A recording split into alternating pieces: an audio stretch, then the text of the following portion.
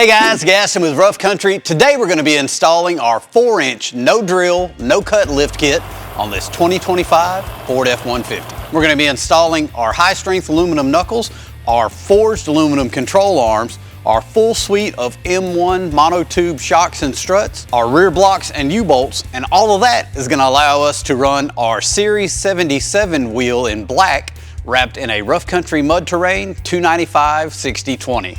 Let's get the truck on the lift and get started. The first thing we're going to do is go ahead and remove our wheels and tires, get those out of the way. These won't be going back on. With our front tire out of the way, we can see exactly what we're going to replace. We're going to replace this factory upper control arm, this factory knuckle, our factory strut. We're going to disconnect our headlight height sensor. We've got bracketry for our new control arm to accommodate that. First thing we're going to do is unbolt our ABS line from the knuckle. We'll go ahead and unbolt our sway bar link. We'll remove our caliper as well as our rotor and dust shield. We'll remove our axle nut. Next, we'll unbolt the upper control arm, the tie rod, and the lower control arm. Go ahead and get this knuckle out of the way. We'll remove the strut as well as the upper control arm. But before we do any of that, we need to disconnect the electronics for our electronic power steering. Now, our connectors for our electronic power steering are just on the other side of this skid plate. You'll be tempted to remove this service panel to get to them, but don't. It says do not remove for service. Clips are not reusable. So we're going to remove the entire skid plate and then I'll show you the plugs. So we need to disconnect these 3 plugs from the power steering unit. We'll pull the red locks out. All right, you just don't want this powered up when we hit the knuckles to release the tie rods because it can damage the rack. I'm gonna go ahead and unplug this headlight height adjustment sensor, and then I'm gonna disconnect it from the upper control arm. It's an 8mm. We'll get the nut off and just swing it out of the way for the time being. The new control arm comes with bracketry to accommodate this. Now I'm going to come over here to this ABS bracket and we'll go ahead and disconnect it from the knuckle. Usually I'd go ahead and put the bolt back in, but we're not reusing this knuckle, so I'll stick this on the new knuckle. And that way I keep up with the bolt, I know where it goes. Back to the truck. Next we'll go ahead and unbolt this sway bar link from the knuckle.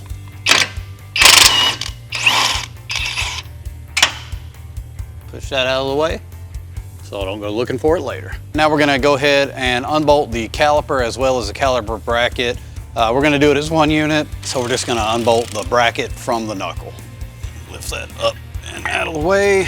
We're gonna hang that up here. You don't wanna leave it dangling.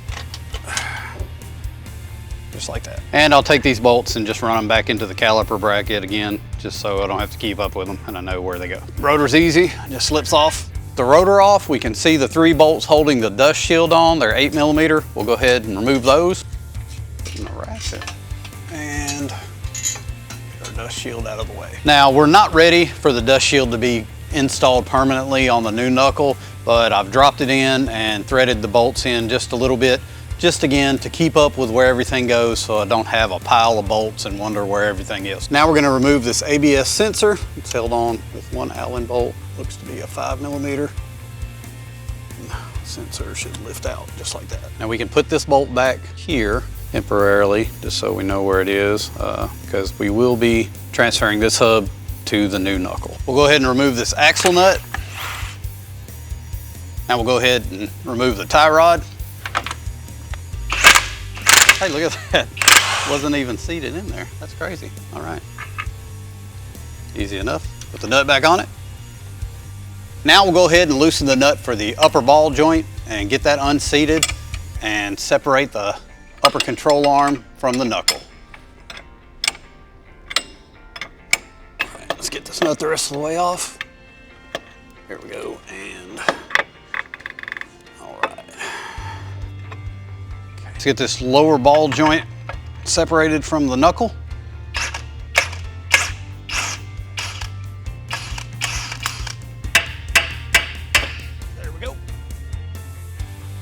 Now we're ready to remove our factory hub from our factory knuckle and transfer it to the Rough Country knuckle. But first, let's go ahead and get this factory strut and upper control arm out of the way.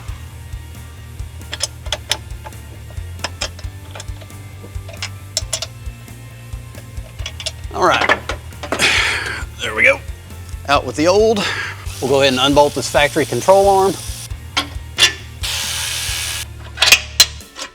We've got all of our factory components removed. Now we're ready to install the rough country parts. We'll start with the upper control arm, then we'll install our lifted strut, and finally, we'll install the knuckle and button everything up. Before we install our upper control arm, we're gonna go ahead and install this bracket to the arm. Now this is for the headlight sensor, the headlight alignment sensor. We'll attach this to the control arm, and then it's got a location that the arm for the sensor will bolt into. Gonna just mount right in.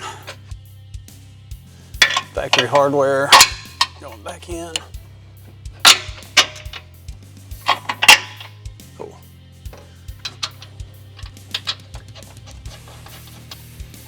Okay. We'll go ahead and tighten these bolts, but we won't do a final torque on them until the truck's sitting on its own weight. The strut.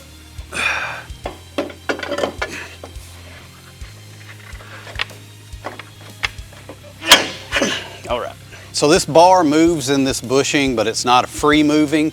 Right now, the angles are not where it's gonna be at ride height, so you may have a little trouble getting your bolt in. I've got a 14mm open end wrench, slid it on the bar, got a little bit of a cheater bar here just for some leverage, and all you gotta do is just give it a little pry down and the bolt falls right in.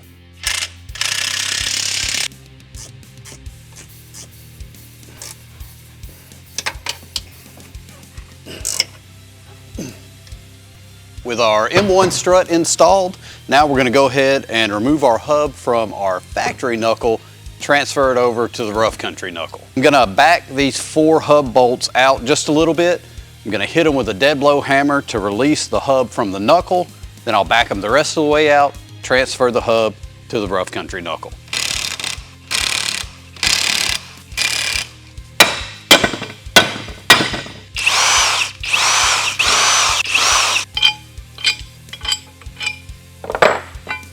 With our hub separated from the factory knuckle, we're gonna go ahead and install it on the rough country knuckle.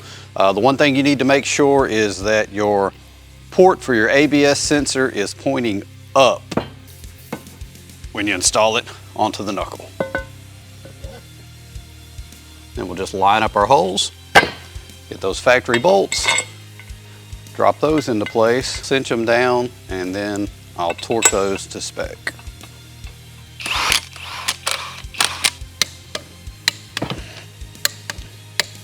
Now let's install the rough country knuckle on the F-150. We're gonna need to put the axle through the hub a little bit. We're gonna get the lower ball joint started. Kind of have to do all this at once. Something like that right there. There we go. All right, now we'll drop the upper ball joint in. We'll jack this whole thing up, seat those two, and put the nut on. Let's go ahead and take our axle nut, run it on by hand. We'll torque that down to 35 foot-pounds. Matter of attaching everything that we took off. Upper ball joint, tie rod, sway bar link, ABS bracket. We're gonna put our ABS sensor in. After we do that, we can put on our dust shield, our rotor, and our caliper.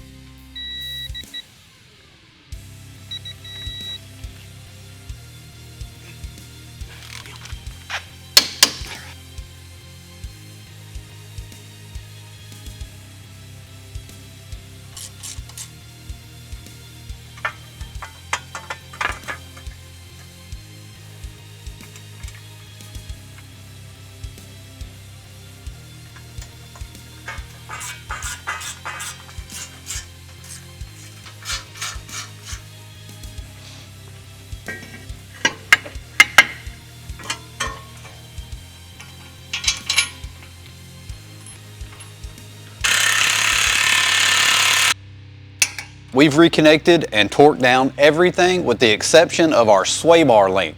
We've got to go to the passenger side and install all the rough country parts first because both sides of the sway bar are attached, and right now this plane does not line up. What we can do is go ahead and attach our headlight level sensor. We'll get that knocked out, we'll plug that back in, and then I'm going to repeat everything I did on the driver's side on the passenger side, and we'll be ready to move to the rear.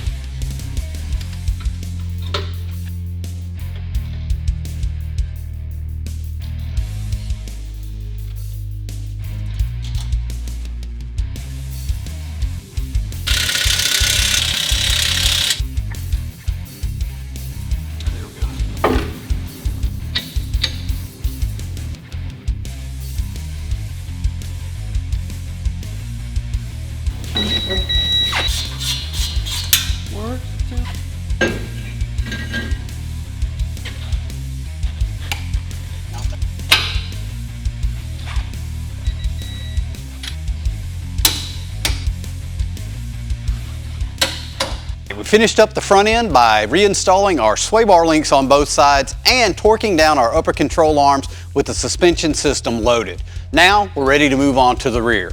We're going to go ahead and remove the factory shocks, and also we're going to unbolt this bump stop here in the rear and add our spacer to make sure that it still functions after we lift the rear. Now, depending on what model you have, you may not have this level sensor here in the rear. This Platinum Series does, but we do not need to do anything to it. We are raising the rear, but we are not changing any of the relationship between where the arm is mounted and the frame. We are lifting by putting a block under the spring. So this relationship will not change. We don't have to do anything to this level sensor. We're gonna go ahead and remove this bump stop first. From the factory, it's a 13 millimeter. There's a hole in the bump stop. We're just gonna snake the socket up and break it loose. We'll drop the supplied hardware into the cup, get it to go into the hole there through our spacer. Now we can reattach.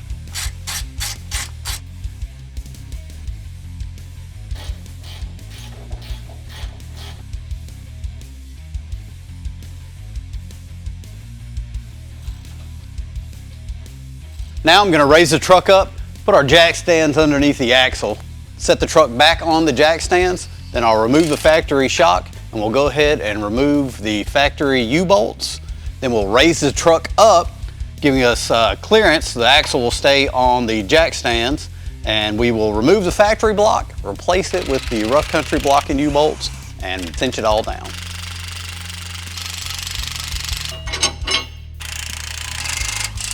Now, your rough country block is tapered.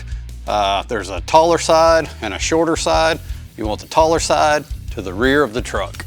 Just drop that in place, just like that, on both sides, and then we'll lower it down. We've got our rough country blocks in place. I went ahead and dropped our extended U-bolts in place. Now, I did have to remove this bracket for this leveler and just get it out of the way to remove the factory U-bolts and replace those. We will reinstall that once we're done. Now we're going to take our factory bottom plate, slide it into place, and put on our washers and lock nuts. We'll get this cinched down to the axle, and then the only thing left to do is going to be to install our M1 rear shocks, install our wheels and tires, and of course, we'll get in alignment.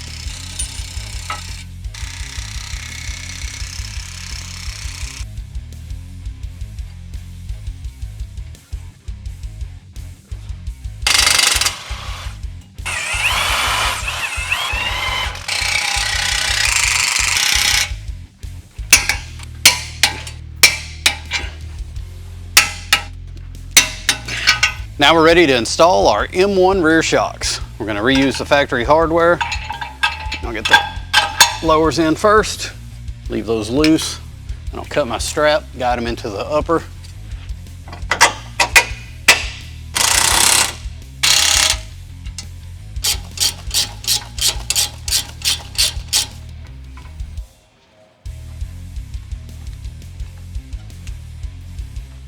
There it is. Boom, roasted.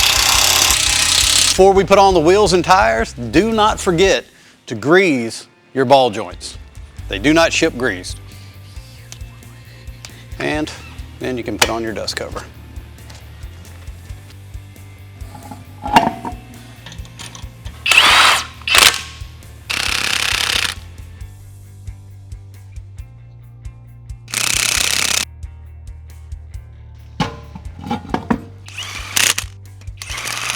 All right, the last step before we lower it down is going to be to plug in all these connectors that we unplugged on the electronic power steering. And once we do that, we'll put that shield back in place, and then we can lower it down.